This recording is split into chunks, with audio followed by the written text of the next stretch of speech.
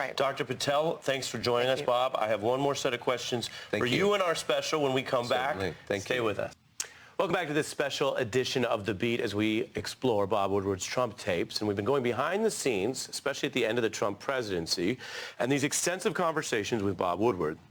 As for the results, well, we all lived through it, but there's many ways to count. There was a congressional probe in 2021 that found Trump made deliberate efforts to even undermine the United States' own government response to COVID. Now, one of the other points we wanted to get to was something you might say would be a hard question of anyone, but especially this particular subject, as Mr. Woodward did ask then President Trump to self-reflect on all of this and got responses like this. What grade would you give yourself on the handling of the coronavirus? Well, I think I give myself a very good grade, Bob, because what we've done is, we were totally, when I took over, there was nothing, there were no provisions, no anything for this. What have you learned about yourself? You have to have learned. That I can handle more than other people can handle. More people come up to me and say, and I mean very strong people, people that are successful even, a lot of people, they say, I swear to you, I don't know how it's possible for you to handle what you've handled. And with Mr. Woodward here, it would only be right to also touch on the world we're in right now, a president under investigation, a president awaiting trials. And when you look at their dealings here on more than one topic, there are some parallels in the way that Donald Trump, even against evidence, tries to argue why he is a certain way or whether he was too busy to deal with, well, what's on his plate. Have you ever sat down alone with him and gotten a tutorial? I guess, but honestly, there's not a lot of time for that, Bob, this busy White House. Well, why not just hand them over then? Because I had boxes. I want to go through the boxes and get all my personal things out. I don't want to hand that over to NARA yet. And I was very busy, as you've sort of seen.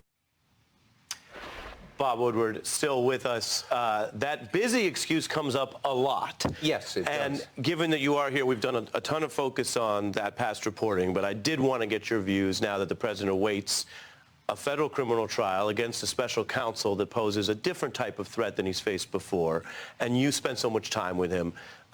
What parallels do you see, and do you think he has exposure here in the criminal side? Well, just to, when my wife called me out for yelling. Right, which we aired earlier. Which we aired. And I need to tell you how uncomfortable I felt as a reporter challenging him not only loudly but aggressively and persistently, because that's not my job. But as I said, we're in a different world. We are in a different world.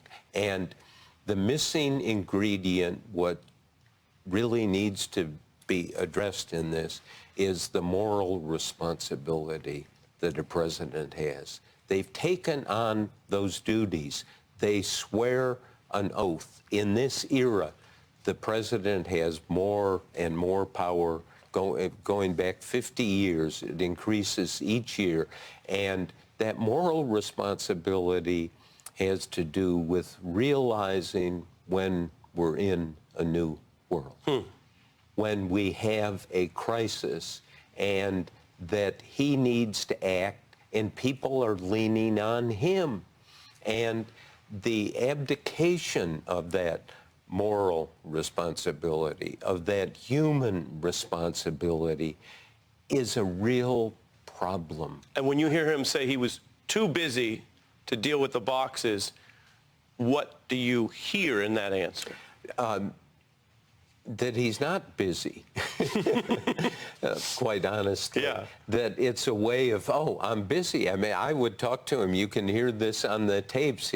He'd say, oh, I can't talk for long. I've got the Joint Chiefs downstairs. And then he'd talk for 25 minutes. He would tell you that the Joint Chiefs of the Armed Services are there, and then, oh, I'm just talking to you. It's on the tapes. Yeah. And so the question looms here,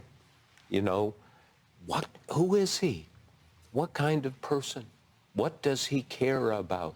We have one of the lessons we learn as reporters. If you're out in the field and there's somebody injured, in war or in a street protest. You take the notebook and repertorial responsibility and you set it aside and you help the person. Your first responsibility is we are involved in humanity. The President of the United States is involved in humanity multiple times.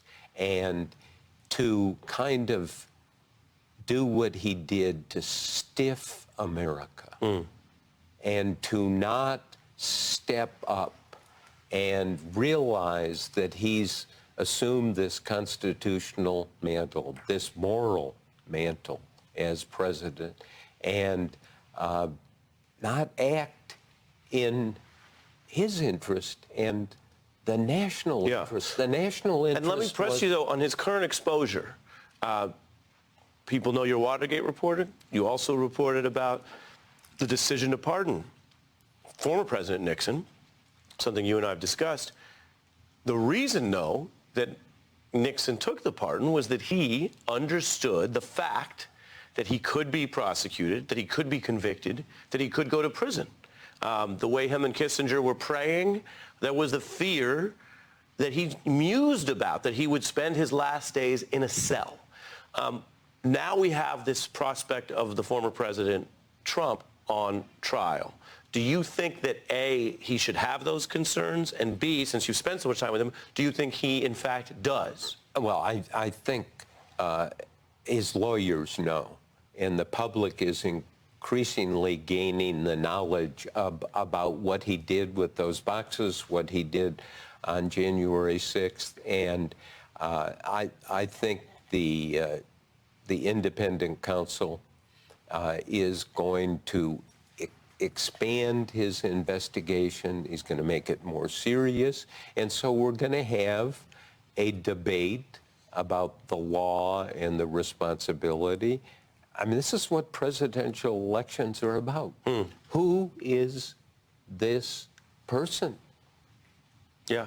There it is. And I say it is with sadness that I concluded that he was not only not up to the job, but that he was incapable as we saw him and as the story is unreeled, not just about investigations, but about the continuing denial of the election results, which everyone, even his friend Lindsey Graham, said, you know, I'm out of here. He investigated this. He discovered that there was zero evidence that Trump actually won. All the evidence is that Joe Biden won, and we know that.